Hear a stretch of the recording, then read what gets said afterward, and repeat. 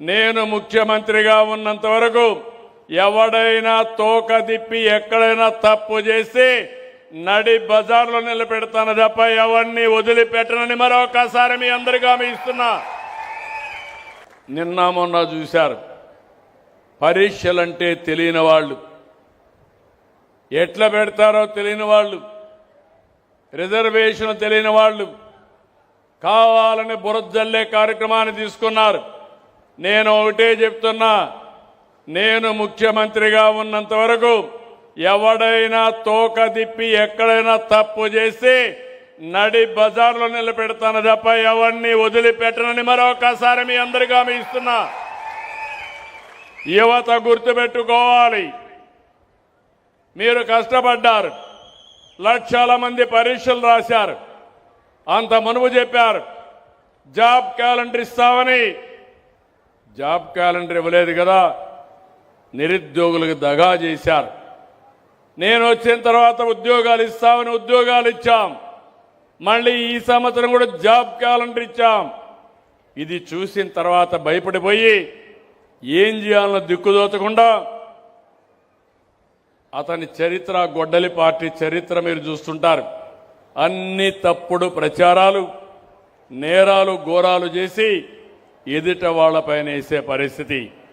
నేను ఎన్నోసార్లు చెప్పాను, మా అధికారులు చెప్పారు, మీరేసిన దానికి ప్రతి ఒక్కదానికి సమాధానం ఇచ్చారు. మీరు ఇప్పుడు చేయాల్సింది, మీకు రాజకీయాలు చేసే అర్హత కావాలంటే మీరు స్పష్టంగా చెప్పాలి, ప్రజలకు అపాలజీ చెప్పాలి, నిరుద్యోగుల్ని క్షమించమని మీరు చెప్తే తప్ప మీరు ఈ రాష్ట్రంలో మనుగడ సాధించడానికి వీలు లేదని మరొకసారి మీ అందరి ద్వారా విజ్ఞప్తి చేస్తున్నా. అంటే వాళ్ళకి అలవాటు అయిపోయింది. ఆ రోజు మీరు చూశారు, నేనే ముఖ్యమంత్రి, బాబాయిని చంపేసి గుండెపోటుగా చిత్రీకరించి మరుసటి రోజు నా చేతిలో కత్తి పెట్టి నారాసుర రక్త చరిత్ర అని చెప్పిన వ్యక్తులు మామూలుగా ఇన్రు. మీరు చీకొట్టారు. వెస్ట్ గోదావరి జిల్లాలో జీవితంలో ఒక్క సీటు కూడా గెలవరు వీళ్ళు. అలాంటి తీర్పునిచ్చారు. ఇప్పుడు ఇలాంటి పనికి పాలిన పనులు చేసి ముందుకు పోయే పరిస్థితికి వస్తున్నారు. నేను అందుకే మిమ్మల్ని అందరినీ ఒకటే కోరుతున్నాను, ఇలాంటి వ్యక్తులకి ఎప్పటికప్పుడు మీరు కూడా బుద్ధి చెప్పాల్సిన అవసరం ఉంది. ఈరోజు నేను ఇక్కడ పట్టాలు ఇచ్చాను మీకు, నేను సంతోషపడుతున్నా. వీళ్ళ ఎమ్మెల్యే రాష్ట్రంలో కబ్జాలు చేశారు, రికార్డులు తారుమారు చేశారు, అవన్నీ కూడా ఎంక్వైరీలో ఉన్నాయి. ఇక్కడ అయిపోయిందని తెలంగాణకు పోయి వినుకొండ మాజీ ఎమ్మెల్యే అక్కడ పోయి ఎంఆర్ఓ, కలెక్టర్, జాయింట్ కలెక్టర్ సంతకాలన్నీ ఫోర్జరీ చేసి 1500 కోట్ల రూపాయల ఆస్తులు కొట్టేశారు. నేను అడుగుతున్నా, ఈ యొక్క పార్టీ అధ్యక్షుని, గొడ్డలి పార్టీ నేతని ఎందుకు సస్పెండ్ చేయలేదు? ఎందుకు చేయవు? మన పరువు ఇక్కడ తీశారు. ఇక్కడ పరపతి లేదు. ఇక్కడ తప్పు చేసి ఇక్కడ ఉండేది సిబిఎన్ 1995. ఇక్కడ నేను గాని, పవన్ కళ్యాణ్ గాని, నరేంద్ర మోడీ గాని వీళ్ళ ఆటలు సాగవని తెలంగాణకు పోయి అక్కడ రికార్డులు తారుమారు చేసే పరిస్థితికి వచ్చారు. ప్రజల ఆస్తులు కొట్టేసే పరిస్థితికి వచ్చారు. మాట్లాడితే వీళ్ళు పతివ్రతలని చెప్పి మాట్లాడే పరిస్థితికి వస్తున్నారు. నేను అందుకే మిమ్మల్ని అందరినీ కోరుతున్నాను, ఈ రాష్ట్రంలో మళ్ళీ వీళ్ళు చూస్తే నాకు జ్ఞాపకం వస్తుంది.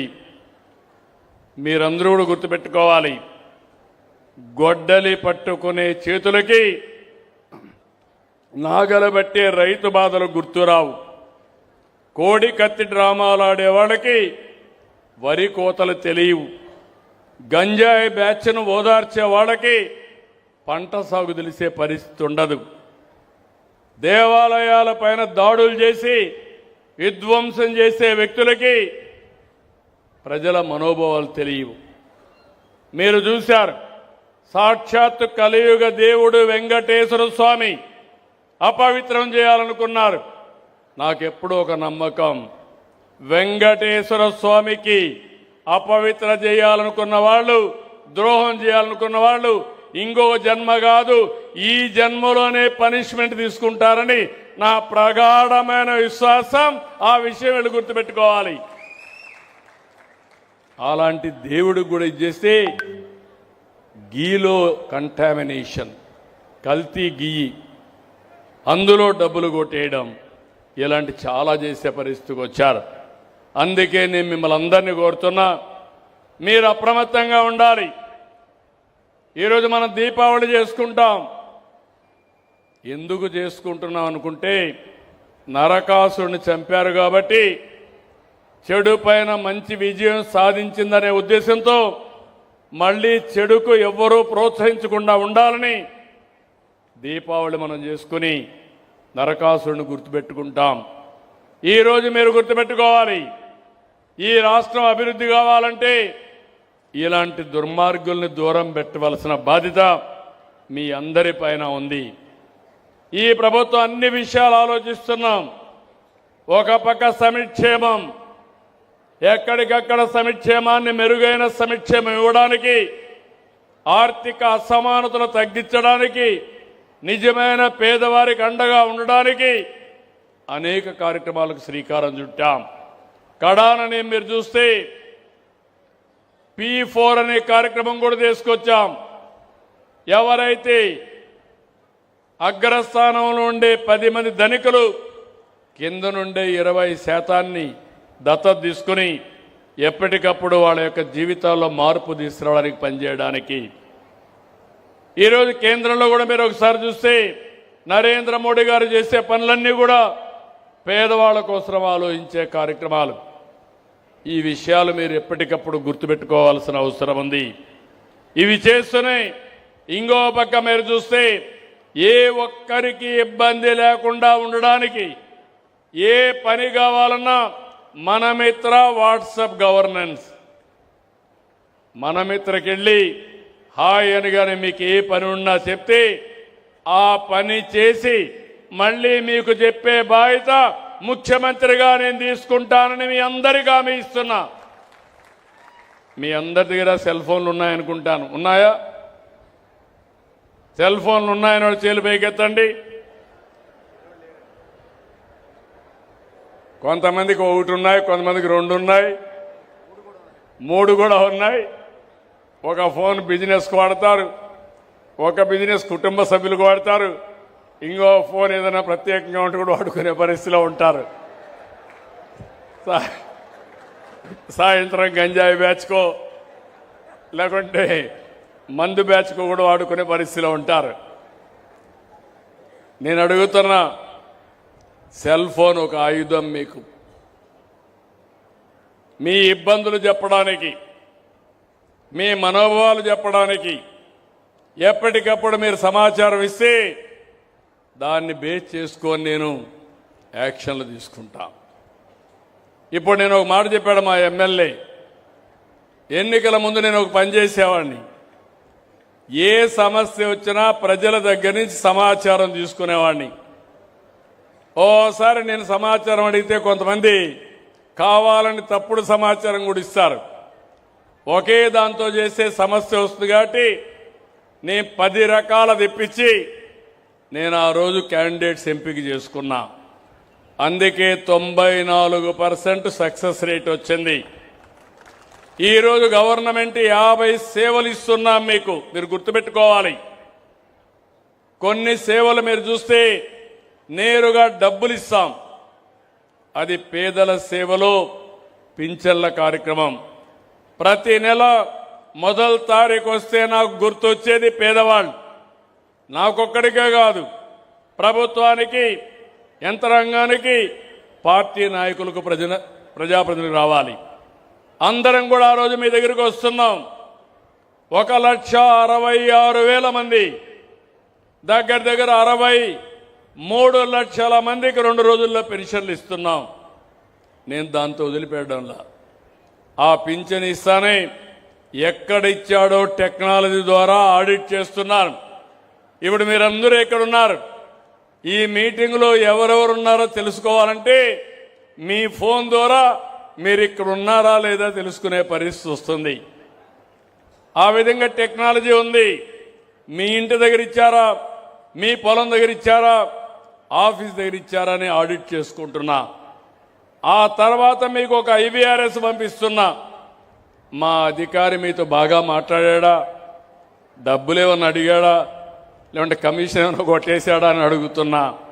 అంటే నా ఉద్దేశం ఒకటే, నేను అందరినీ నమ్ముతాను, కానీ ఏ ఒక్కరికి కూడా ఇబ్బంది రాకుండా మీకు గౌరవప్రదంగా మీకు ఇచ్చే 4,000, 6,000, 10,000, 15,000 ఇవ్వాలనేది నా అభిమతం. దానికోసమే ఈ కార్యక్రమాన్ని పెట్టాను.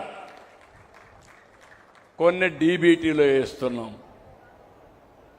అంటే మామూలుగా బ్యాంక్ అకౌంట్లో డబ్బులు వేస్తున్నాం. బ్యాంక్ అకౌంట్లో వేసినా కూడా ఒకసారి మీ నెంబరు సరిగా లేకపోతే మీ అకౌంట్లో పడదు. ఎప్పటికప్పుడు సెల్ ఫోన్లు కూడా నేను కరెక్ట్ చేసుకోవాలి. కొంతమంది మీరు బ్యాంక్ అకౌంట్లో మీరు యాక్టివ్గా ఉండరు. మీరు యాక్టివ్గా లేరు కాబట్టి మీరు ఆ డబ్బులు మీ అకౌంటే యాక్టివ్ అకౌంట్ కాదు. దాన్ని కూడా మళ్ళా చెక్ చేసుకోవడానికి ఫోన్లు చేస్తున్నా. మూడోది, చాలా వరకు కైండ్గా ఇస్తున్నాం. ఈ విషయం మీరు గుర్తుపెట్టుకోవాలి. అన్నా క్యాంటీన్, ప్రజా పంపిణీ విధానం, ఇంకో పక్క హాస్టల్స్లో మన పిల్లలకు భోజనం, ఇలాంటివన్నీ కూడా ఇస్తున్నాం. అవి కూడా తెప్పిస్తున్నాం.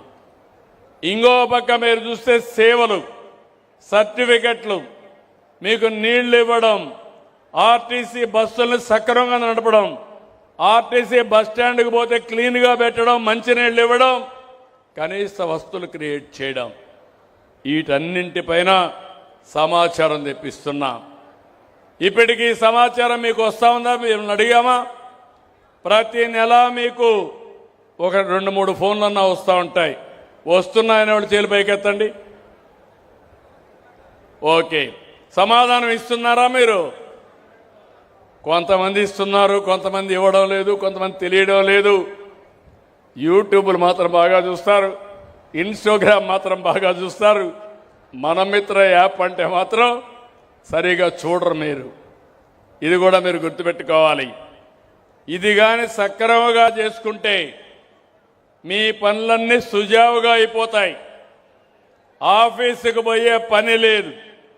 ఈరోజు ఇక్కడ జిల్లాలో మీరు చూస్తే, మీ జిల్లాలో నేను దగ్గర మే 25 నుంచి మే 26 వరకు ఒక అసెస్మెంట్ తీసుకున్నాను. రాష్ట్రం మొత్తం సంవత్సరం అంతా చూస్తే ప్రజల యొక్క ఆమోదం 68.92% ఉంది. మీ జిల్లాకు వస్తే 72.40% ఉండి రాష్ట్రంలో నెంబర్ 1 జిల్లాగా వెస్ట్ గోదావరి జిల్లా ఉంది. ఇక్కడ మా అఫీషియల్ టీంని మనస్ఫూర్తిగా అభినందిస్తున్న, గట్టిగా చప్పట్లు కొట్టి కలెక్టర్ని, జిల్లా అడ్మినిస్ట్రేషన్ అభినందించాలి. ఎవరెవరు చేశారో అవి కూడా చెప్తాను. బాగా చేసిన వాళ్ళకి దండేస్తా, అభినందిస్తా. బాగా చేయకపోతే గుర్తు చేస్తా. గుర్తు చేయడమే కాదు, నేర్పిస్తా. అవసరమైతే ఇబ్బందులుంటే ఇబ్బందులన్నీ కూడా తొలగిస్తా. అదే సమయంలో పని చేయకపోతే మాత్రం నమస్కారం పెడతా, గట్టిగా ఉంటా. నాకు కావాల్సిన, నన్ను నమ్మిన ప్రజలకు సేవ చేయడంలో నేను ఏ మాత్రం కూడా ఉపేక్షించనని మరొకసారి మీ అందరికీ హామీ ఇస్తున్నా. మీరు నాకు ముఖ్యం. ఇన్నిసార్లు మీరు ఎప్పుడు వచ్చినా అన్ని దాంట్లో మీరు సహకరించారు. అలాంటి మీకు ఎప్పటికీ సేవకులుగా ఉంటాం, మీకు అండగా ఉంటాం.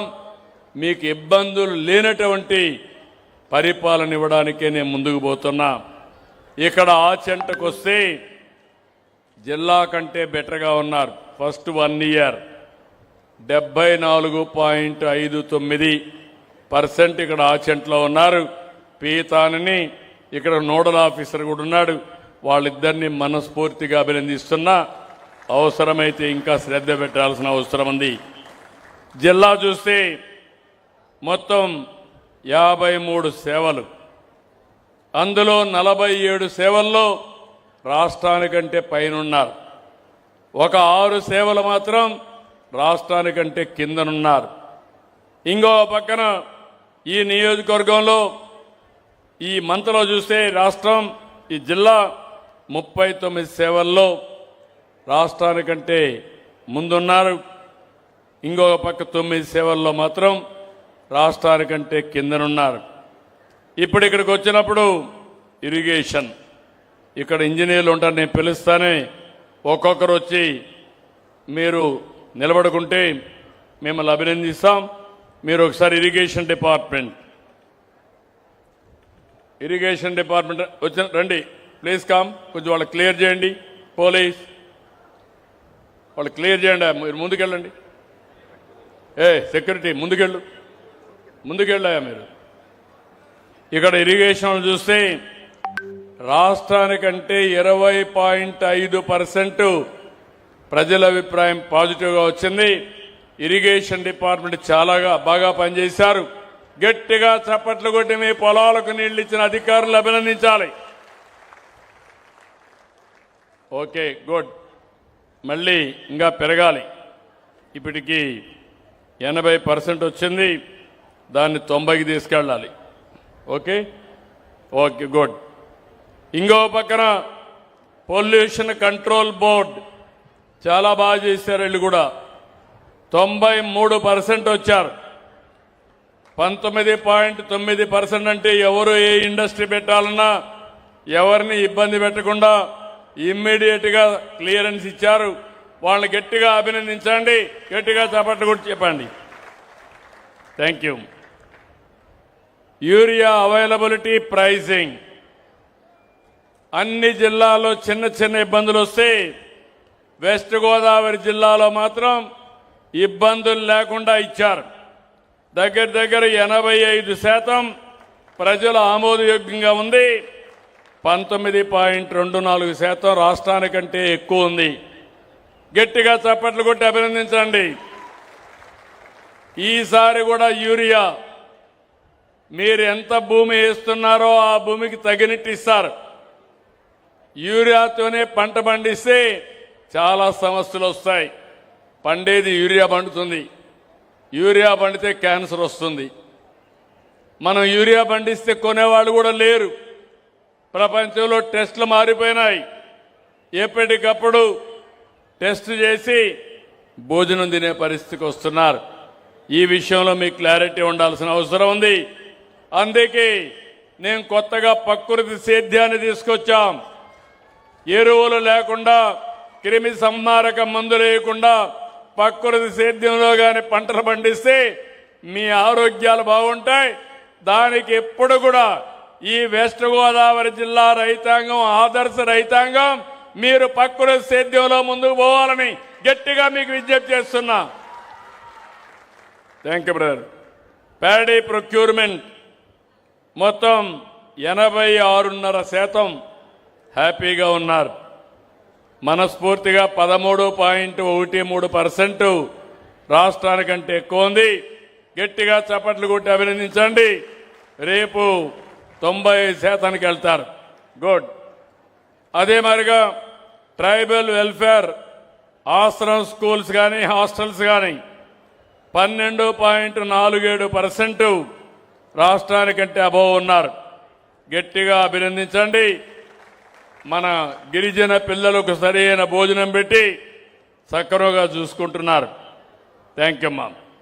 ఇక్కడికి వచ్చినప్పుడు ఇంకో పక్కన పిల్లలు 3 నుంచి 6 సంవత్సరాల పిల్లలకి పౌష్టికాహారం 7.74% బాగా ఉంది, రాష్ట్రానికంటే ఎక్కువగా ఉంది.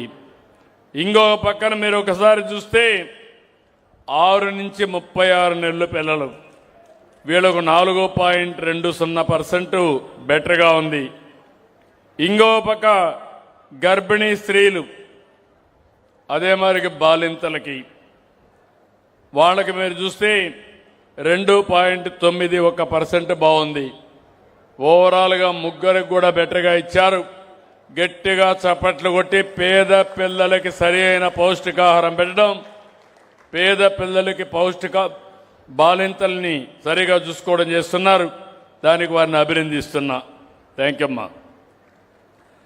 ఇంకో పక్కన ఇక్కడ చూస్తే వీవర్స్కి ఎలక్ట్రిసిటీ సబ్సిడీ ఇచ్చాం. ఇది కూడా 6.68% మెరుగ్గా ఉంది. 85.79% సాటిస్ఫాక్షన్ లెవెల్ ఉంది. గట్టిగా చప్పట్లు కొట్టి అభినందించండి. 200, 500 యూనిట్ల కరెంటు హ్యాండ్లూమ్కి, పవర్లూమ్కి, పేద చేనేత కార్మికులకు ఇచ్చిన ఘనత ఎన్డీఏ ప్రభుత్వాన్ని. నాకెంతో ఆనందం.